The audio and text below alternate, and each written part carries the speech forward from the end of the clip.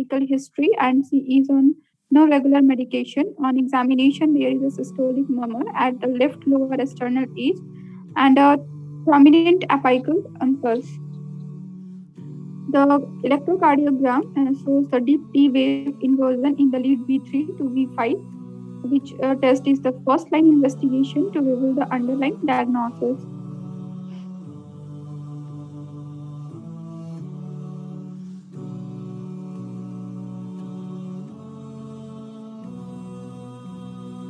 Answer.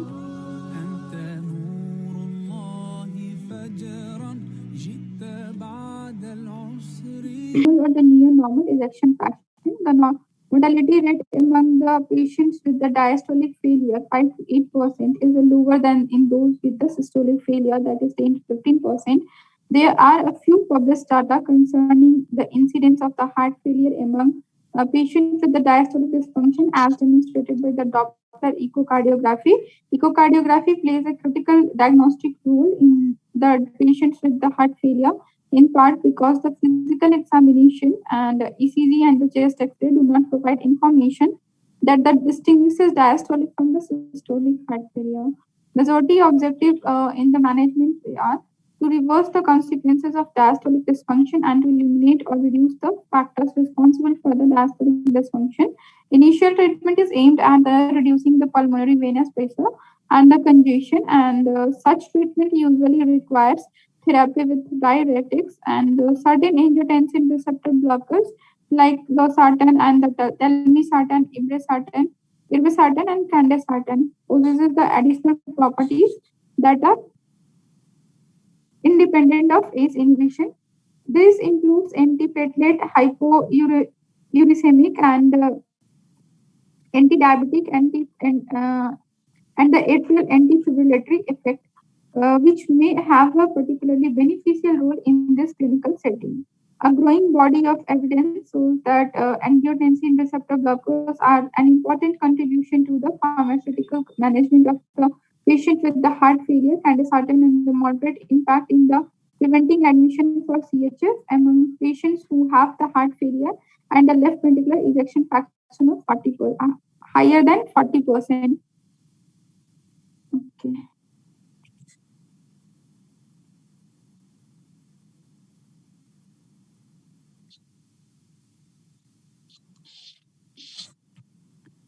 "68-year-old lady came to the cardiology clinic for follow-up. She suffers an inferior ischemia some 6 weeks ago and was stented.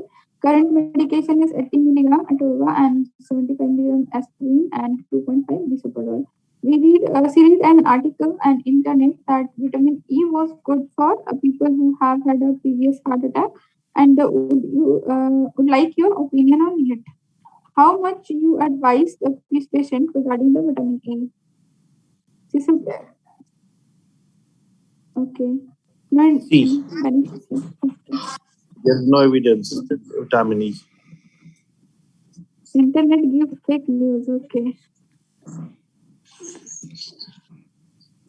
The Heart Outcome Prevention Evaluation HOPE study was a large randomized trial of ramipril and vitamin E in the patients at a high risk of cardiovascular events. This study showed the no significant differences in the numbers of the myocardial infarction, stroke, or the cardiovascular death between the vitamin E group and the placebo group. The HOPE 2 was an extension of the same study and still showed no significant differences between the vitamin E group and the placebo group.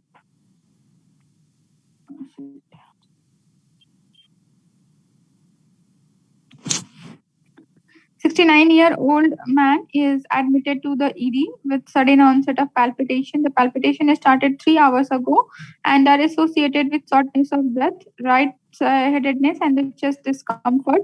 He has had 2 similar episodes of palpitation in the last 2 months, and that have lasted only a few seconds. He had never sought any medical advices on this previous palpitation. His past medical history is unremarkable, and he is not on any medication. On examination, he is dyspneic with the blood pressure of 112/55, pulse rate of 180, and respiratory rate 28, and oxygen saturation of 90%. Just is clinically clear. His JVP is not raised. First and second heart sound are heard, but you cannot appreciate it whether there is any murmur. Okay. ECG shows the heart rate of 188 and narrow complex. Okay. Chest X-ray normal. The patient is placed on a monitor and given a rapid IV 6 milligram adenosine, but the heart rate only slows down by the 176. The patient is then given 12 milligram of adenosine and the heart rate shows 110 to reveal the underlying atrial fibrillation. He is also given okay, and he is also given low molecular weight heparin. ECG shows a heart rate of 110 and atrial fibrillation. Which of the following interventions would you immediately start for this patient?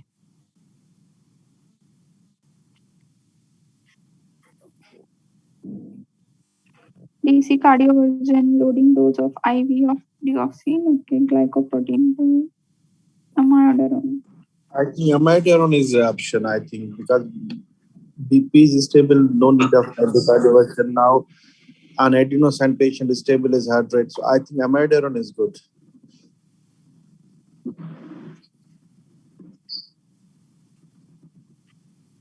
Patient is SVT, and adenosine.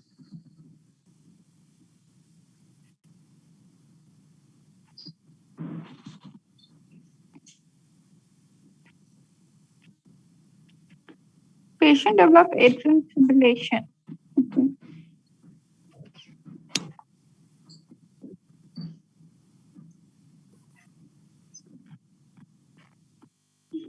Okay.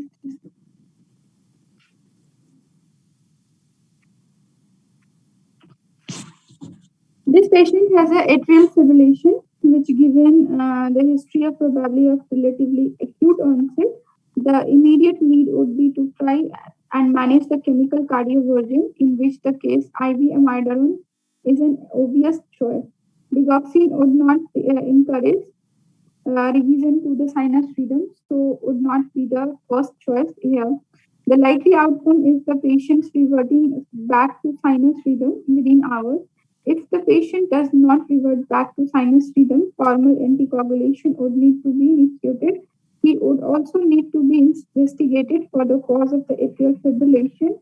Electrical cardioversion may be an option acutely if the becomes significantly compromised with respect to his BP, are they considered at a later date as an elective procedures post-oral anticoagulation. BP is normal, so no need of the cardioversion.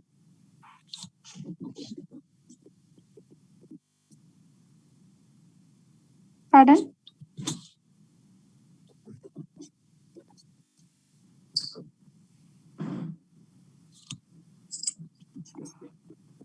Yeah, other features in patient shock and other things would be like but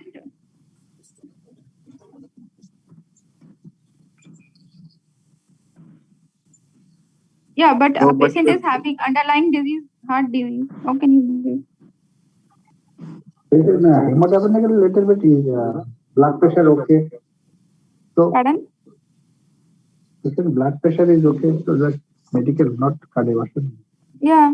It's relatively hemodynamically stable.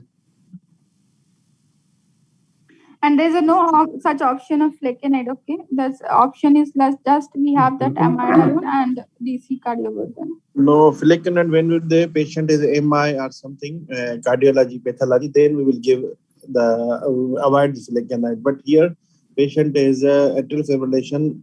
First, we will adenosine, then go for the amiodarone is the best option. First patient have no. Listen, first patient is in the narrow QRS complex, just okay. Then yeah. Dr. Hadi, if the patient was unstable since he arrived with SVT, they should give him DC, right? But he came with chest pain, but it was mild and with same blood pressure, and they started with adenosine, not with DC. So yeah, and he became better after the adenosine. Yeah, earlier, earlier patient has been having the narrow complex tachycardia. That's why the patient is started on adenosine. Okay, and later that after conversion there is a 110 and patient developed atrial fibrillation, and now they are asking what is the intervention you immediately start for this patient for the atrial fibrillation. Okay, so you have the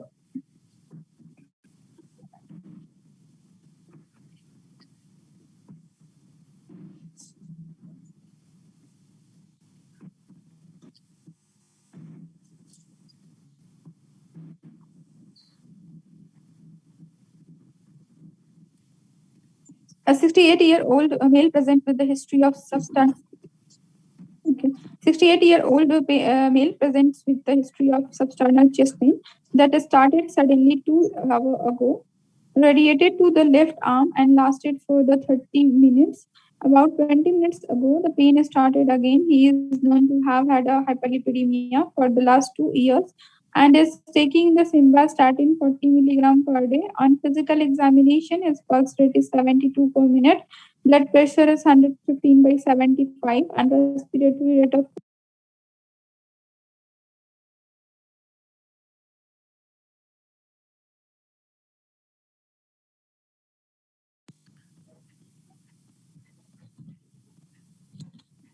okay. On physical examination, pulse of 72, blood pressure of 115 by 75, and respiratory rate of 22, and there's no JVP. Heart sounds are normal, and the chest is clear on auscultation. The patient is administered chewable aspirin 300 milligram and sublingual NDZ, morphine, and unfractionated heparin infusion. Investigations shown below. All looks normal here. ECG 1.5 ST segment depression in the lateral leads. If this patient has sustained an non-ST elevation myocardial infarction, which of the following cardiac marker would you expect to be raised at this time? Just 20 minutes. Okay. Yeah, myoglobin. 2 hours ago. 2 hours. 2 hours. So myoglobin. Yeah, sorry. 2 hours. And 20 Myoglobin. minutes. Ready. Okay. Yeah, 2 hours means myoglobin. Myoglobin is the earliest to be elevated among the cardiac markers listed in the event of the myocardial infarction. Elevated levels can be detected as early as 1 hour of MI, range of 1 to 4, peaks of 6 to 7, and return to the normal in the 24-hour. Myoglobin, however, is much less specific than the troponin and can be elevated in the skeletal muscles injury and renal impairment. Which one is used for that reinfarction, to check the reinfarctions? Yeah. CKMB. Troponin also. Yeah.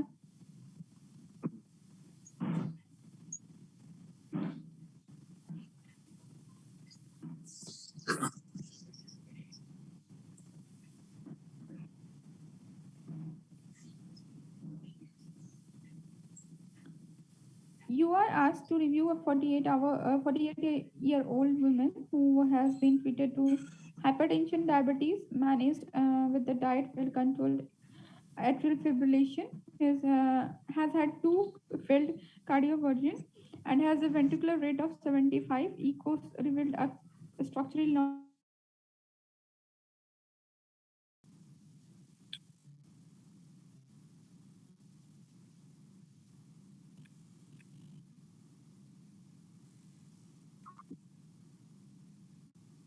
Okay.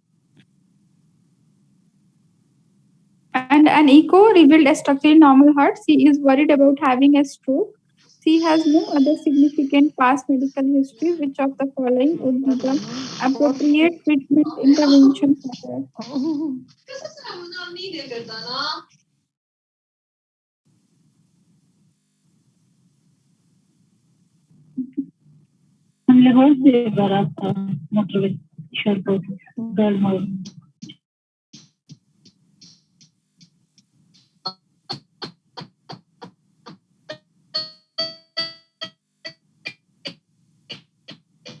Hypertension is there, diabetes is there, yeah, and female is there. What's going on?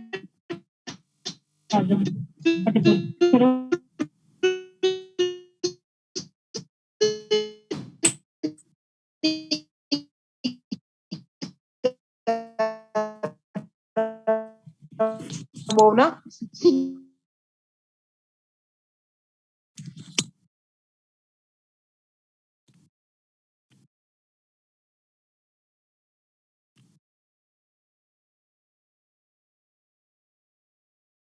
Why women too? Someone mentioned in the chat box like women too. Why? One.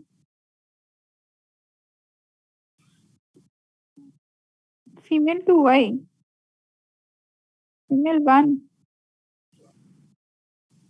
Female 1, male 0. Yeah, male 0. Might be confused. So it has 2. So 3. So what's the name? Yeah, Hypertension, total diabetes. 3. Yeah. 3.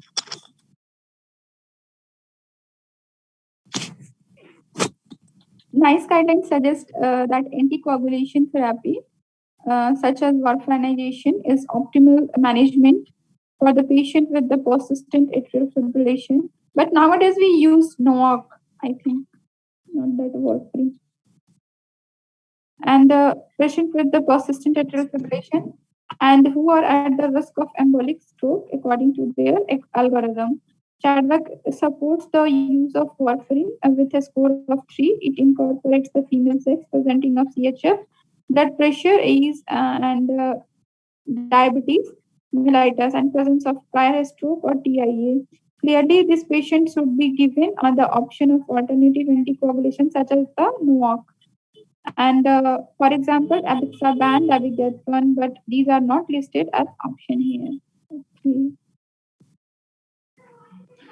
82-year-old woman is being reviewed in the neurology clinic. She has some residual weakness in her left hand from an ischemic stroke she sustained 3 months earlier. At the time, she refused admission to the hospital, having discharged herself after a head CT scan. There are no symptoms of breathlessness, orthopnea, paroxysmal nocturnal dyspnea, and she has good exercise tolerance. His past medical history includes the porcine aortic valve replacement, 4 years, 4 earliest, okay, and hypertension and congestive heart failure. Her medications include the aspirin started by the GP practitioner after a transient ischemic attack, affecting her right-sided 3 years ago, a beta blocker and angiotensin converting enzyme, and statin. Her resting ECG shows the sinus rhythm, 72-hour Holter monitor shows the no evidence of paroxysmal atrial fibrillation. What would be the most appropriate next step in her management?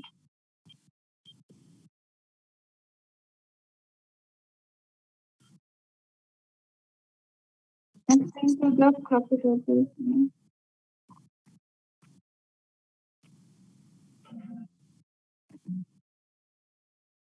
Guidance for the antiplatelet therapy post-stroke or TIA has recently been simplified. The National Institute of NICE guidelines state that irrespective of the whether the patient has a stroke or TIA, clopidogrel is the optimal antiplatelet therapy. Clopidogrel is licensed for the use in the ischemic stroke and the use of off license in TIA.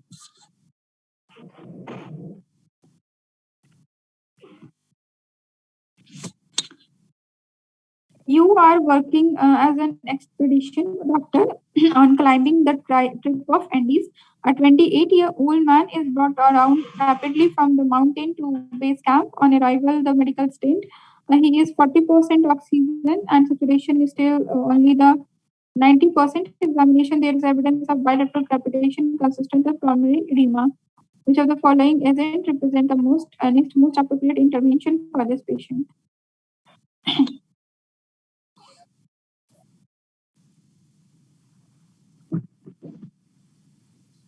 Patient is having pulmonary edema.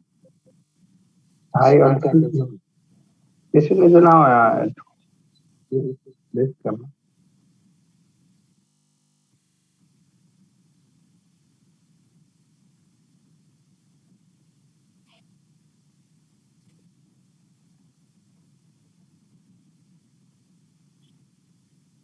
Why not option E?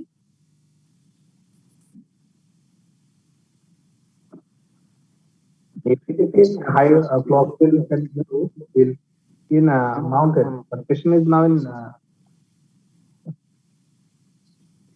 If we treat as a haze, then we should go for that hydrocortisone in this patient. If you think so. no. Edema is Yeah, pulmonary edema. respiratory edema. Sorry.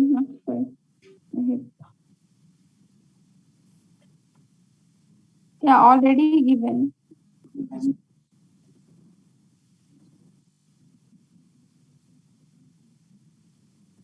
Already high oxygen given. 40% oxygen given. No need to give further oxygen.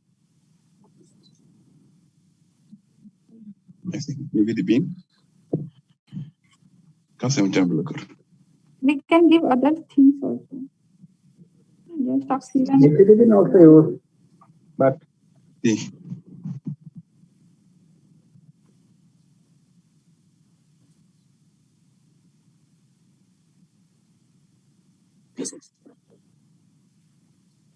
Okay. right. This man has a high altitude pulmonary edema, a type of high altitude illness. This is caused by the accumulation of white and red blood cells in the lung due to the breakdown of the pulmonary blood gas barrier due to the hypobaric hypoxemia. This results in the accumulation of extravascular fluid in the alveolar space and the pulmonary edema. Nifedipine reduces the pulmonary hypertension and is the treatment of choice for the pulmonary edema in case where the high concentration oxygen is not available. In this case, however, it is so oxygen would be the initiated first, particularly in view of persistent hypoxia on 40% oxygen. Can you see the nifedipine or this? Yeah, I'm reading 1 minute.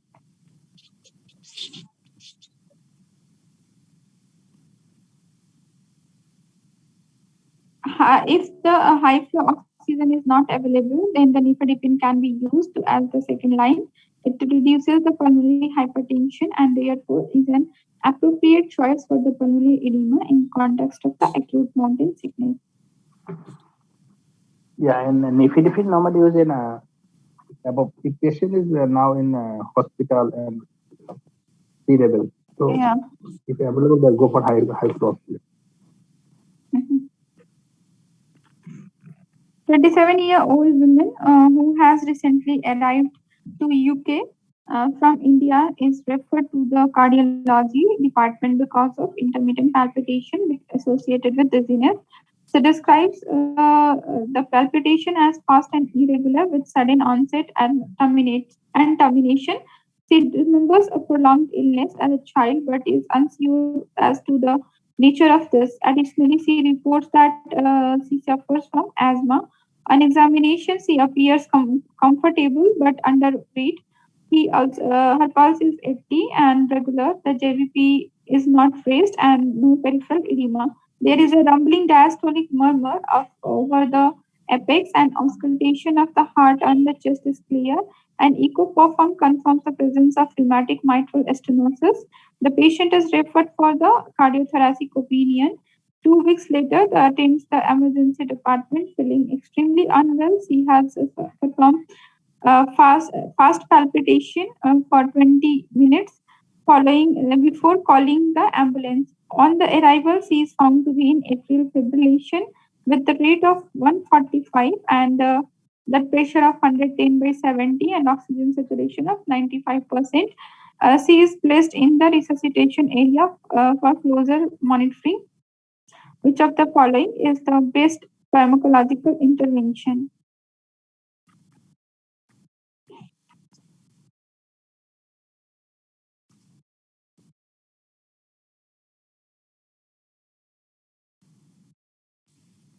Verapamil. BP is okay. Hemodynamic is stable.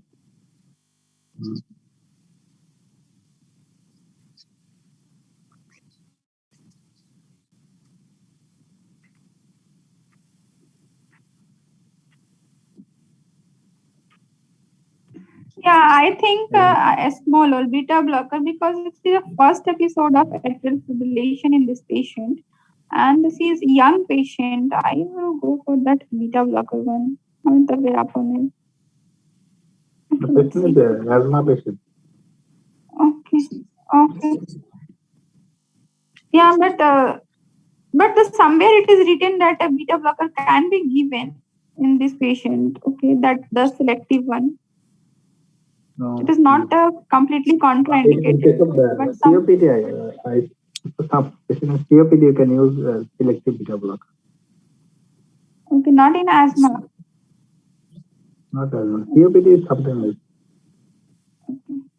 Verapamil is a calcium channel blocker which can be given in an acute situation in the intravenous form. Whilst the pump therapy is indicated here, in the setting of the mitral stenosis, rate control is the more suitable than the rhythm control, given the high recurrence rate of the atrial fibrillation due to the coexistence asthma. Here, beta blockers should be avoided, making calcium channel blockers are the next suitable therapy.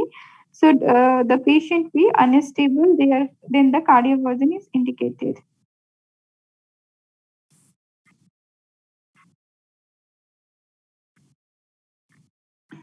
70-year-old man present to the emergency department with the recurrent episodes of transient right hemiparesis.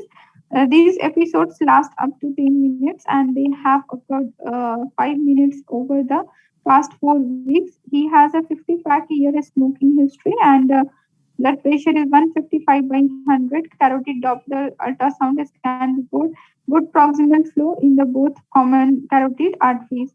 There is 85% stenosis in the right internal carotid artery and the 90% stenosis in the left internal carotid artery.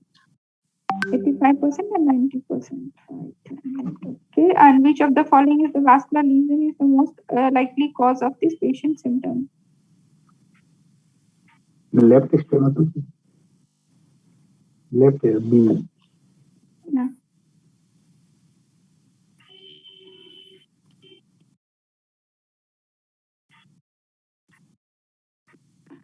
The contralateral clinical signs are consistent with this vascular lesions. The hemiparesis fits with the anterior territory stroke due to the left internal carotid stenosis.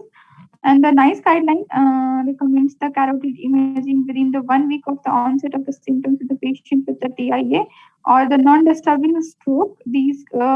Those who have more than 50% stenosis, according to the North American Symptomatic Carotid Endarterectomy file, the criteria that is NACIT, and more than 70% stenosis, according to the European Carotid Surgery files. And this should be considered for the carotid endarterectomy. In the addition, the medical treatment, antiplatelet, starting the blood pressure optimization. Okay. If this patient needs endarterectomy, which one first, right or left? The left one. Symptomatic more than 70. Right also has more than 70.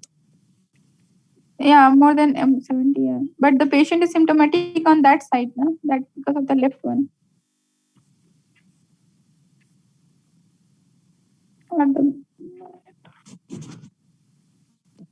A 55-year-old accountant with a history of hypertension and duodenal ulceration, present with the tearing intrascapular back pain and the new early diastolic murmur. Aortic dissection involving the aortic root and the disrupting the aortic valve is confirmed on the CT scan. The patient undergoes the urgent operative intervention with the replacement of the aortic root with the Dacron graft and the replacement of the valve with the metallic prosthesis. After excellent post-operative recovery, he returns to the follow-up appointment, complaining of the increasing lethargy, exhaustional dyspnea, and palpitation. His medications include the warfarin, methyl dopa, and nifedipine, and ranitidine. Physical examination reveals a small hematoma related to his sternal scar, sinus tachycardia, ejection systolic murmur, and pale mucous membrane. Hemoglobin 5.7, WBC of 12, and platelet okay, MCV is low, ESR is normal, INR of 3.3, direct cum test negative, and okay, and the serum transferrin receptor assay increased, fibrin degradation products increased. What is the most likely diagnosis? Valve hemolysis. Hemolysis. Valve. Yeah.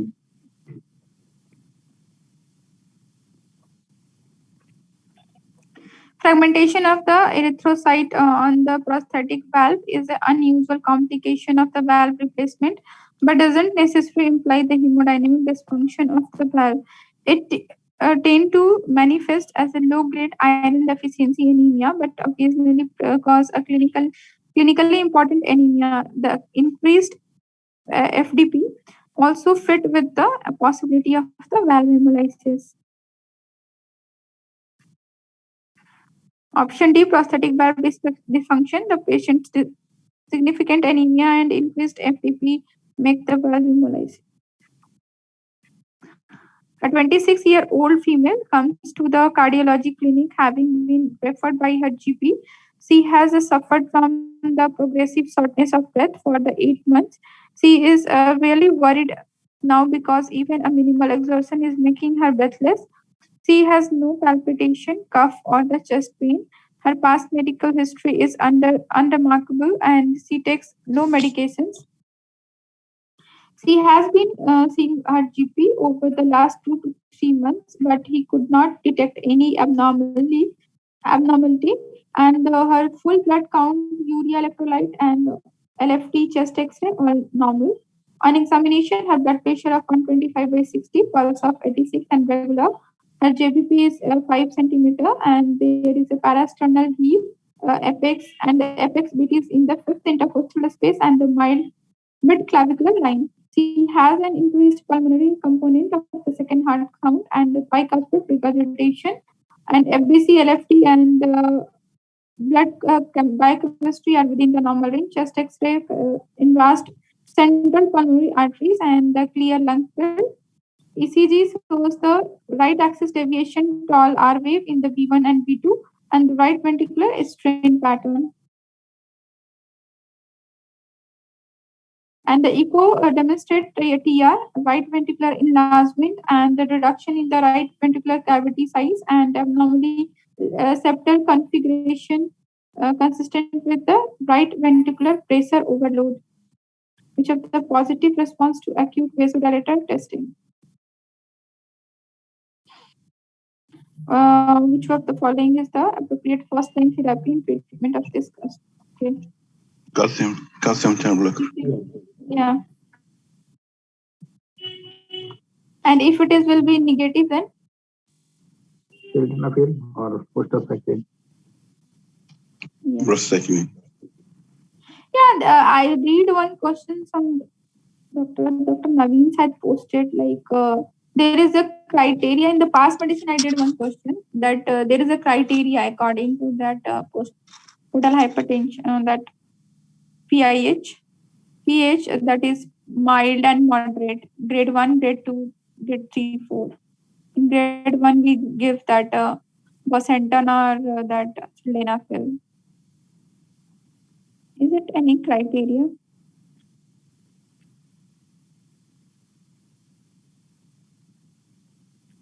Anyone know? Yeah, grade 1, no medication, 2, 3, oral. Okay. Thank you. The above young lady present with the classical signs and symptoms of primary pulmonary hypertension, obesity, portal hypertension, and anorexia, HIV, and systemic hypertension have all been implicated in the development of PPH. Whereas only 10 to 15% of the patients appear to have a pulmonary vascular pre-responsive to the calcium antagonist. And these agents still constituted the initial therapy of choice according to the guideline, but only in those patients who saw the response to the vasodilator testing. Option for the later stage disease include the endothelin receptor antagonist, which is associated with the peripheral edema, and the hepatotoxicity PDE5 inhibitors such as sildenafil and the prostacyclin, which has been shown when given in infusion to impact on the both the quality of life and the survival time. You asked to evaluate a pregnant female in the obstetric department who has been complaining of the severe shortness of breath for the last 5 hours. She was admitted one day earlier with the 30th week of the gestation for the premature labor. She was started on the IV tabitaline and she had been doing well. About 6 hours ago, she started complaining of shortness of breath, and that has been progressively worsening. She denies any chest pain, palpitation, or the lower limb pain and swelling. She has no past medical history of the wound, and her prenatal examination had been normal. Physical examination reveals the dyspneic lady with the respiratory rate of 25, blood pressure okay, 115 by 90, and rate of 122. She has a JVP distension and the bilateral diffuse inspiratory crackles. Uh, Labs looks normal here. Chest X-ray bilateral and ECG shows time tachycardia, and chest X-ray shows the bilateral alveolar type infiltrate and normal cardiothoracic ratio. Answer. Tuberculosis associated pulmonary edema. Tuberculosis associated pulmonary edema. Okay. Why not peripartum? Peripartum.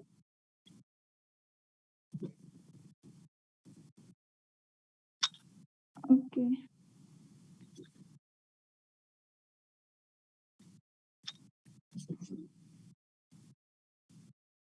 Yeah, this is 30th week of pregnancy. Tocolytics are medications administered for the suppression of premature contraction. Acute pulmonary edema can occur with administration of the beta 2 agonist for the tocolysis in up to the 5 to 50% of the cases. It usually occurs after 24 hours of administration of these agents. The chest X-ray reveals the pulmonary infiltrate and normal heart size, concomitant use of corticosteroids that are often administered for the lung maturation have also been implicated as a risk factor for the development of the tocolysis associated pulmonary edema. Treatment involves the stopping the tocolytics and oxygen and careful volume control. Peripartum cardiomyopathy causes systolic dysfunction and to expect to show the cardiomegaly and the chest X-ray. Peripartum cardiomyopathy typically present in the last month of pregnancy and up to the 6 months postpartum.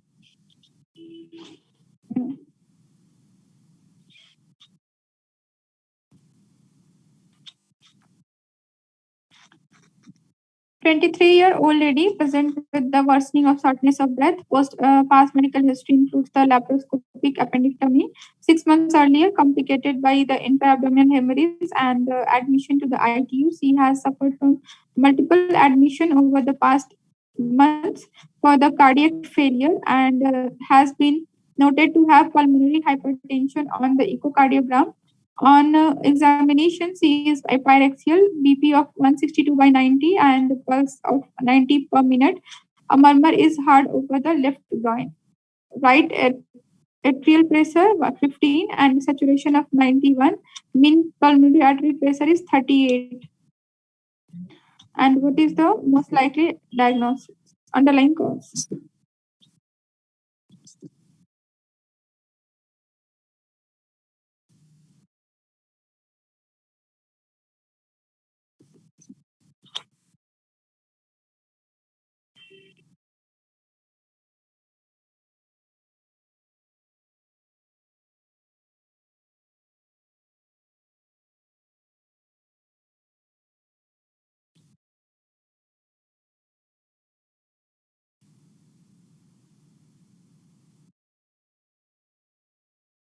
Okay.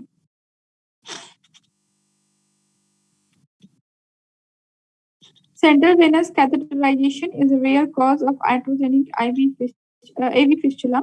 Central venous catheterization has likely lead to the fistula between the IVC and the iliac artery, with the consequences that right-sided circulatory pressure are significantly increased. The treatment of choice is a stent repair of the iliac artery, which is likely to be lead to the resolution of the her symptoms and significantly raise the right-sided cardiac pressures are also seen as a natural rather than the iatrogenic phenomenon in the patients with the significant atriovenous malformation.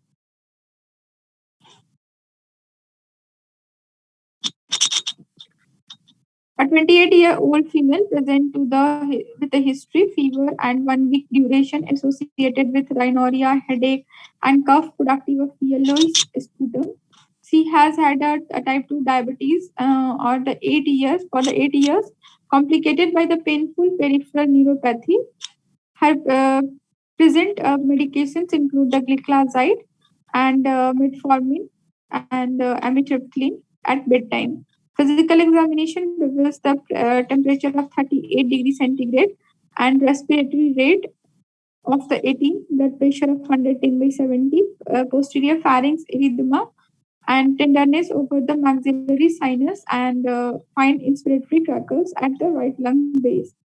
Investigation hemoglobin of 11, WBC okay, reticulocyte is 6%, and sodium potassium okay,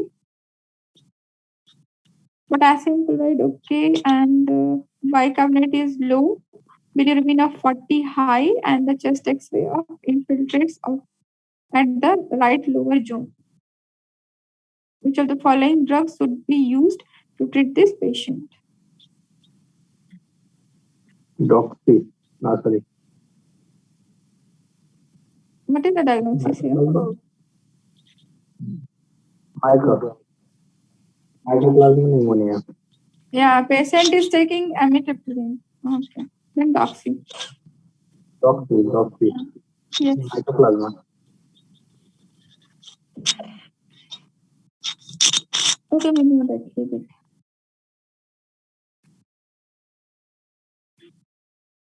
This one is the repeat question from that recipe part or somehow. Recipe question. A 58-year-old male present with the history of Deletion. left-sided. Pardon? One kind of revision. Yeah. A 58-year-old male present with the history of left-sided chest pain. On the exertion, he has a 30-pack year history of smoking. Physical examination reveals the blood pressure of 98 by 65, pulse of 88, and respiratory rate of 14. There is a delayed carotid upstroke, sustained apex beats, and the normal first heart sounds. The aortic component of the second heart sound is soft, and the fourth heart sound is audible. Investigations: ECG, left ventricular hypertrophy, chest X-ray normal, echo is calcific aortic stenosis with the valve area of 0.5 and peak systolic gradient of 90. The patient undergoes the CAG and reveals the 80% stenosis in the proximal left anterior descending artery. What is the best management option? CABG.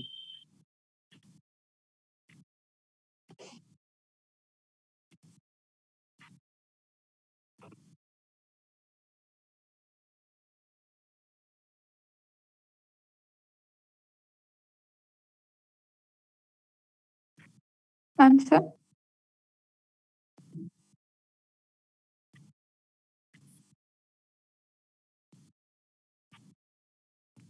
Why balloon valvulotomy? This is AVR, I think.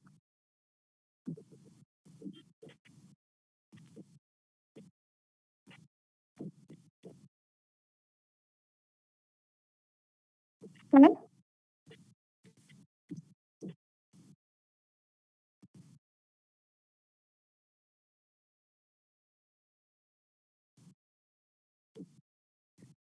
Why not saphenous vein graft?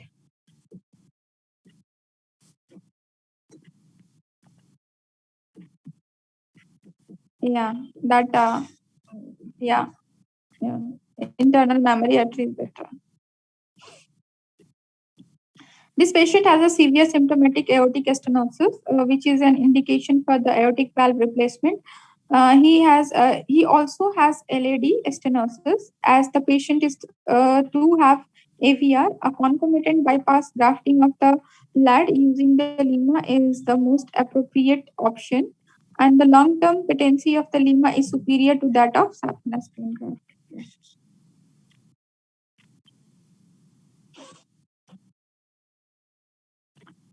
You are running in a local park when a 58-year-old man standing next to you suddenly clutches his chest and sits down, and he complains of central crushing chest pain. While you are talking to him, he collapses. He is pulseless, unconscious, and making no respiratory effort. And the park is empty apart from you and him. Okay. Which of the following is the most appropriate? Next step, give him a precordial thumb, look for a defibrillator, stop for help, call 99, and start chest compression, start mouth to mouth.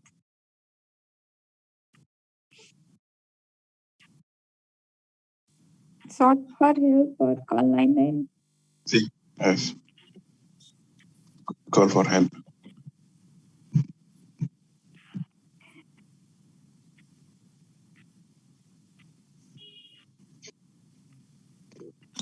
The guidelines for basic life support are clear and simple to follow. The key first step is to enlist the help and ensure that someone dials 999 or attempts to find an automated external defibrillator.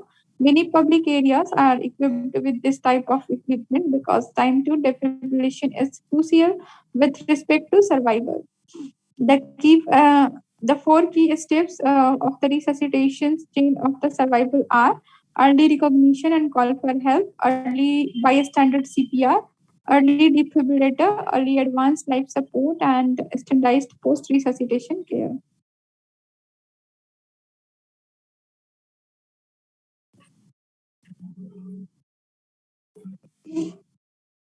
A 62-year-old woman with a history of type 2 diabetes, feeling faint, sweaty, and unwell. She is currently managed with the metformin and ramipril. On examination, she looks unwell and has a blood pressure of 100 by 60. Chest X-ray shows the left ventricular hypertrophy and bilateral interstitial shadowing consistent with the pulmonary edema. The admission ECG shows the shown below, and the nurse has already given her 300 milligram soluble aspirin. She undergoes the angioplasty, acute angioplasty, and make a good recovery. Her HbA1c is measured at the 63.93. She is treated with the insulin during the initial period of the, but then switched back to the metformin on day 3. What is the additional therapy should you commence her? The long-term blood glucose control.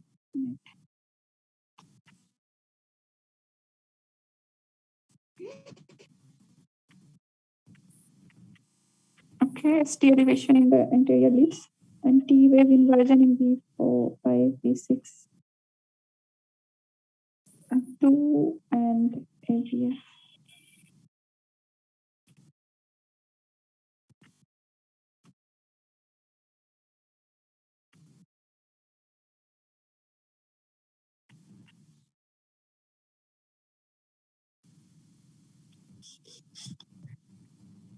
Metformin is started. What other drugs?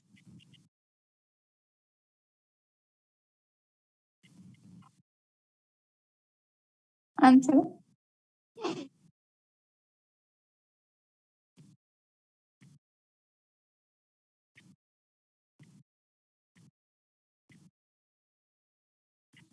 Anyone?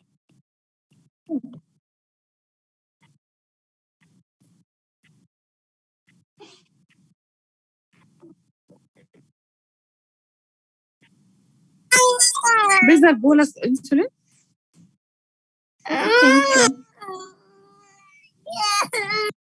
Because poor control, like 8%, and because if there is some SGLT2 inhibitor, then we can think of but there is no such option, then we should go for that basal bolus. I don't know about that rapamycin. I think it's insulin. Okay, glycoside. Okay. Whilst the Digami one study appears to show a survival advantage when insulin was initiated post myocardial infarction, this was not confirmed in the Digami 2 study. Some problems were, however, identified with the Digami 2 study in the substantial proportion of the control group where insulin users. In spite of this, a post hoc analysis of the insulin patients in the Digami 2 study demonstrate an increased risk of myocardial ischemic events. Okay. Further data from the ACCORD and the GUIDE studies has suggested increased risk of cardiac death when a very tight glycemic control is targeted. This was not, however, reflected in the advanced studies, which utilized the sulfonylurea. This patient has inadequate control of her BM, and the NICE guidelines suggest aiming for a HbA1c of 7% or 54 micromole per mole. Therefore, the further pharmacological therapy should be initiated. The use of insulin should be considered after a trial of 2 or more oral therapy. NICE guidelines suggested that the intensification therapy should occur if the HbA1c is not under control after the use of metformin.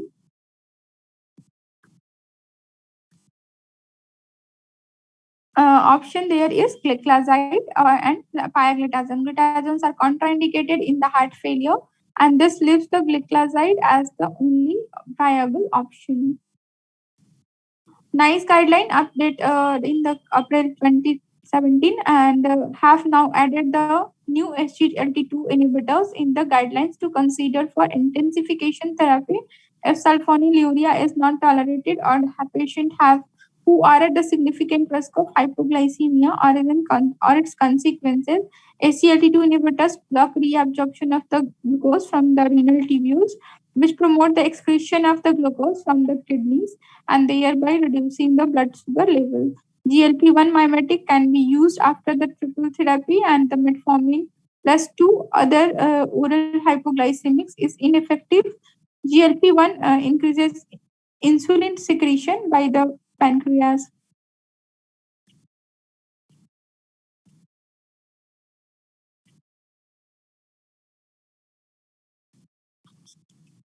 Okay, we can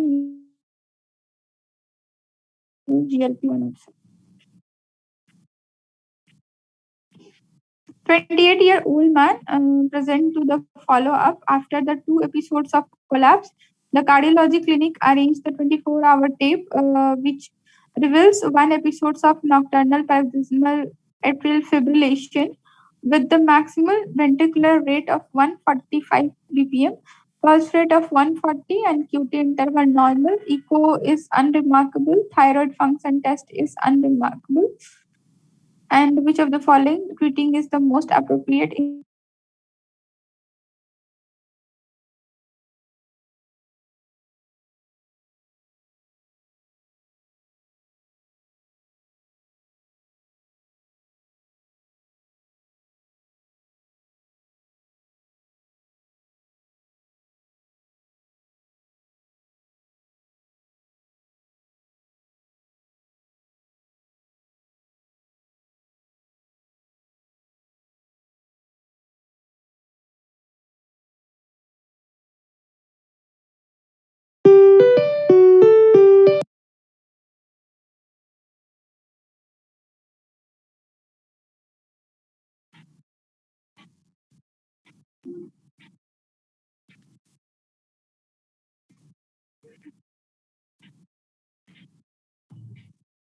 Yeah, young patient. Yeah, we can go for that.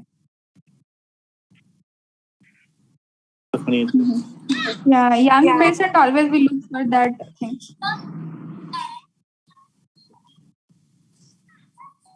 Bisoprolol is recommended as initial paroxysmal against further episodes of paroxysmal atrial fibrillation by both NICE and the European Society of Cardiology. However, many patients do not, however, want to commit to long-term medical therapy, and for this reason, EPS and could be the possible ablation.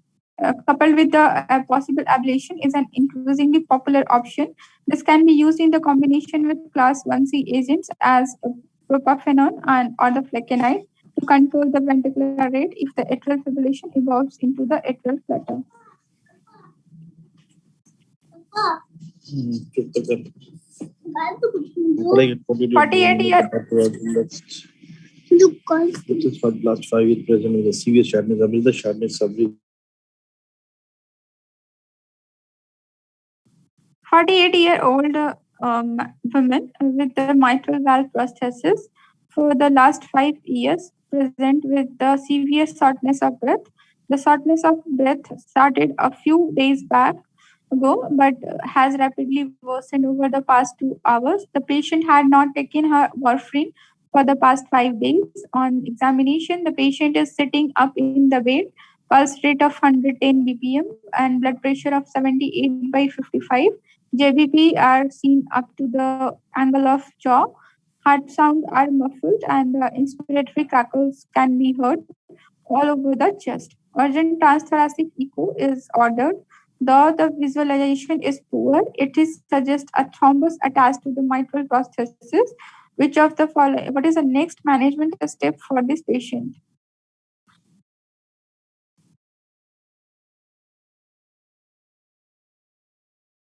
I think heparin is a good option because it is acting fastly. Okay, LT plus is also, yes, now guidelines LT plus also.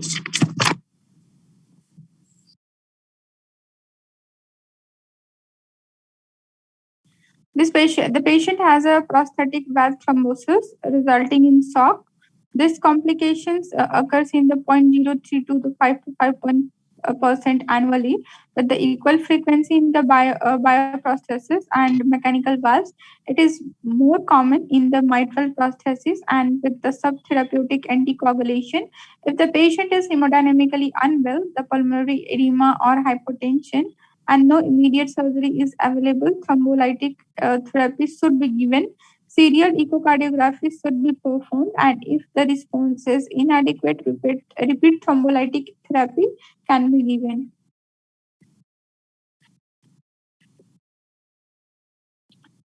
That IV, option B, if patient are hemodynamically stable and have a subtherapeutic anticoagulation in the context with the prostatic valve thrombosis, heparin plus minus aspirin can be administered with the regular follow-up if successful. In this case, however, the patient is hemodynamically unstable due to the prostatic valve thrombosis, secondly to the likely subtherapeutic anticoagulation.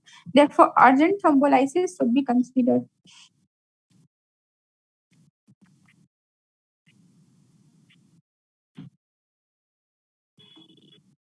69-year-old man is admitted to the emergency department with the sudden onset of palpitation. The palpitation started 3 hours ago and are associated with shortness of breath, lightheaded, and chest discomfort.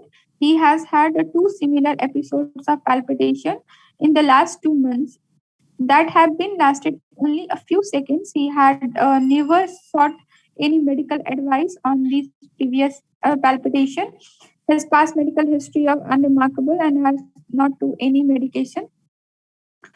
On examination, dyspneic and blood pressure of 102 by 55, pulse rate of 120, and respiratory of 28, and saturation of 90%, chest clinically clear, and JVP not raised. Second heart sound are heard, but you cannot appreciate whether there is a mono.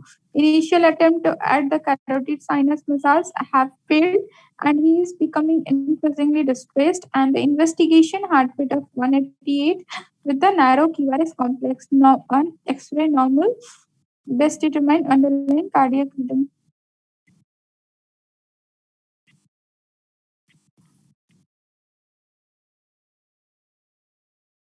Why not A?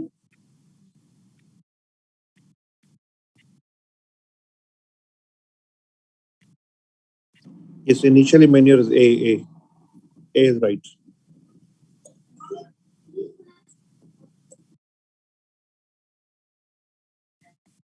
To determine the underlying rhythm, adenosine 6 milligram in a 1 minute.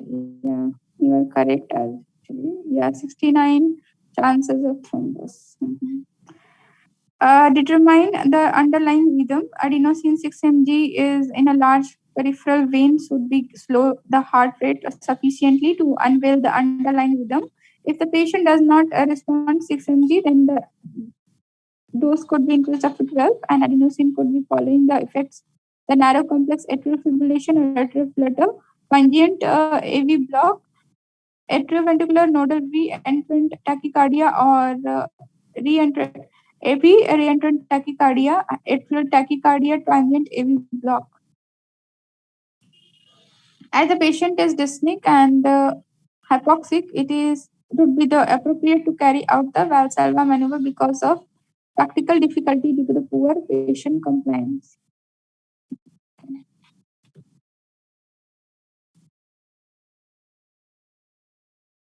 But age is also the factor, I think, that near 69-year-old patient.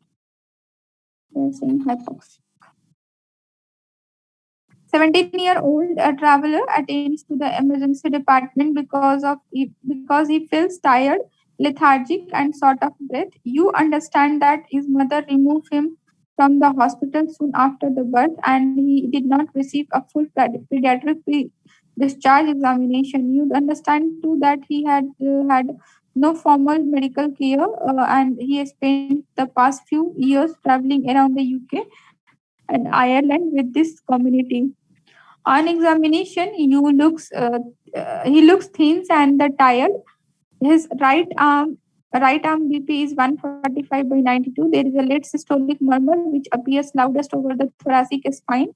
He has a bilateral basal crackle consistent with the heart failure and with mild-pitting edema. A plain chest X-ray radiograph appears to show evidence of notching of the posterior ribs. It is quite clear. Coarctation of aorta. Okay. Yes. While the classical sign of coarctation of aorta is said to be radiofemoral delay or the differential blood pressure, we are not given this information here. Hence, we have to make our diagnosis on the fairly limited